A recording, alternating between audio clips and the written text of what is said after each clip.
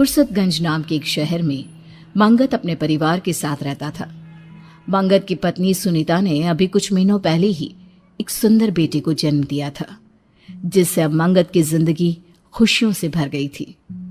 सुनो, बच्ची और घर का काम दोनों एक साथ करना मुश्किल हो जाता है। फिर काम में देरी होती है तो आपको भी दिक्कत होती है। क्यों ना हम कुछ समय के लिए किसी को मदद के लिए रख लें? ठीक है। मंगत और सुनीता ने यह निर्णय लिया ही होता है कि कुछ दिनों बाद शांता वहां काम मांगने आती है और मंगत शांता को अपने घर में काम पर रख लेता है। शांता कुछ ही दिनों में घर का सारा काम ठीक तरह से संभाल लेती है, जिससे सुनीता को अपने और बच्चे के लिए अच्छा खासा वक्त मिलने लगता है। एक सुबह सुनीता जॉगिंग के लिए घर से बाहर जा रही होती है। तभी दरवाजे के सामने उसे कुछ चमकता हुआ रखा दिखाई देता है। वो उसके पास जाती है। अरे, ये नींबू तो सोने की तरह चमक रहा है। कहीं सच में सोने का नींबू तो नहीं? रख लेती हूँ, बाद में इसकी जांच करा लूंगी। सुनीता नींबू को उठाकर अपनी अलमारी में रख देती है और जॉगिंग पर चली जाती है। दिन बीतता है, सब काम सही से चल रहे होते हैं। रात को सब खाना खा के सो जाते हैं, लेकिन बीच रात करीब 1 बजे सुनीता अचानक अपने बिस्तर से उठ खड़ी होती है और अपने बच्चे को लेकर घर के बाहर मौजूद कुएं के पास पहुंच जाती है। बच्चा जोर जोर से रो रहा होता है, जिसकी आवाज से मंगत की नींद भी खुल जाती है। अरे अरे, ये कहाँ रो रहा है? मंगत इधर उधर देखता है, पर बच्चा कहीं ना दिखने पर वो आवाज सुनते हुए दरवाजा खोल घर से बाहर निकल जाता है और सामने का नजारा देख उसकी आंखें फटी की फटी रह जाती है, जहां सुनीता बच्चे को गोद में लिए कुएं की दीवार पर खड़ी थी। ठहर जाओ सुनीता, ये तुम क्या कर रही हो? सुनीता मंगत की ओर देखकर कुछ अजीब तरह मुस्कुराने लगती है।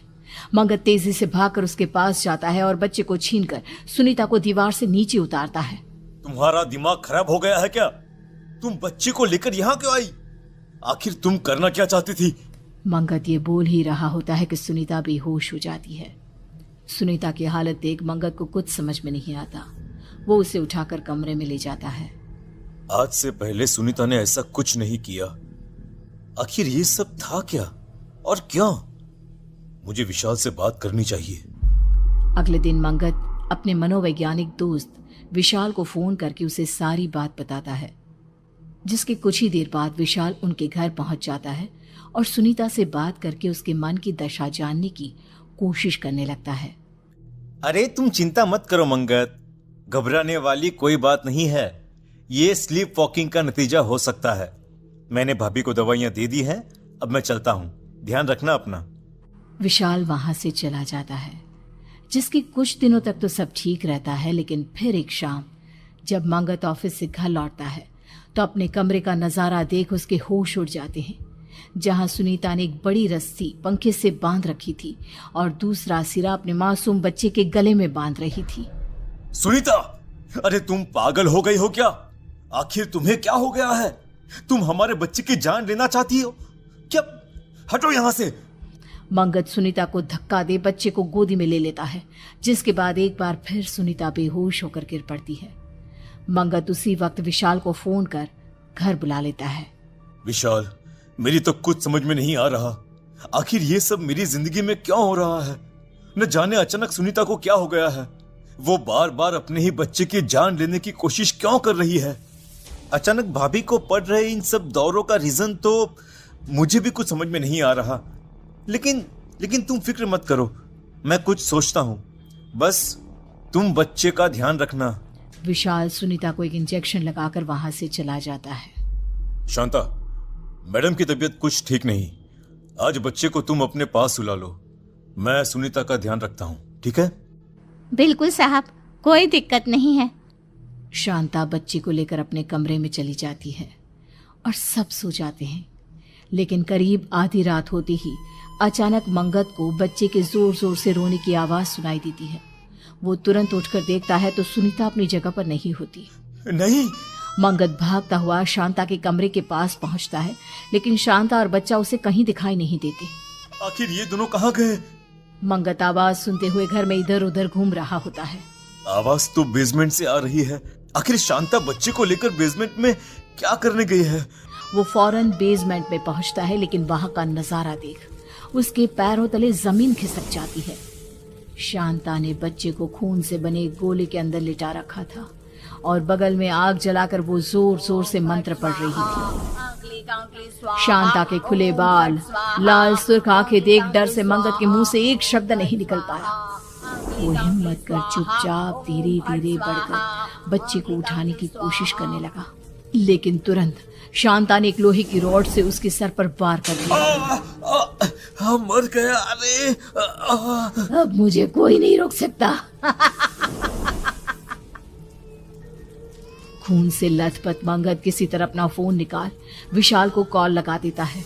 दूसरी तरफ मंगत का बच्चा जोर जोर से रो रहा था और साथ ही शांता बिना रुके तेज आवाज में मंत्र पढ़े जा रही थी। ओम भट स्वाहा, आंकलिक आंकलिक स्वाहा, ओम भट स्वाहा, आंकलिक आंकलिक स्वाहा। कुछ देर बाद विशाल वहां आता है, पर शांता अपने मंत्रों में इतनी मग्न होती है कि उसका ध्यान उस पर नहीं जाता और इसी का फायदा उठाकर वो चुपके से लोहे के डंडे से शांता पर वार कर देता है और लपक कर उसे पकड़ रस्सी से बांधने लगता है। छोड़ मुझे, तू नहीं बचेगा, कोई नहीं बचेगा यहाँ, छोड़। शांता को रस्सी से बांध विशाल बच्चे को गोदी में उठा लेता है। अपने बच्चे की जान बचती देख मंगत राहत की सांस लेता है। इतने दिनों से मेरे घर में जो अजीबोगरीब घटनाएं हो रही थी, उसके पीछे मेरी पत्नी की मानसिक स्थिति नहीं, तेरा काला जादू था। बोल बोल, ये सब तूने ही किया है ना? बोल। हाँ, तूने बिल्कुल सही कहा, सब मैंने किया और अगर आज ये बीच में नहीं आता तो मैं अपने मकसद में कामयाब भी हो जाती। एक मासूम बच्चे को मारकर आखिर तू कौन सा मकसद पूरा करना चाहती थी? कौन सा? कुछ सालों पहले मेरे बच्चे की मौत हो गई थी। अपनी काली विद्या की मदद से मैं इस बच्चे की बलि चढ़ा, इसके खून को अपने बच्चे की कब्र पर चढ़ा उसे जिंदा कर लेती, पर तूने मेरे बच्चे को फिर मार दिया। मैं इसका बदला जरूर लूंगी। विशाल और मंगत पुलिस को बुला लेते हैं और शांता को उनके हवाले कर देते हैं।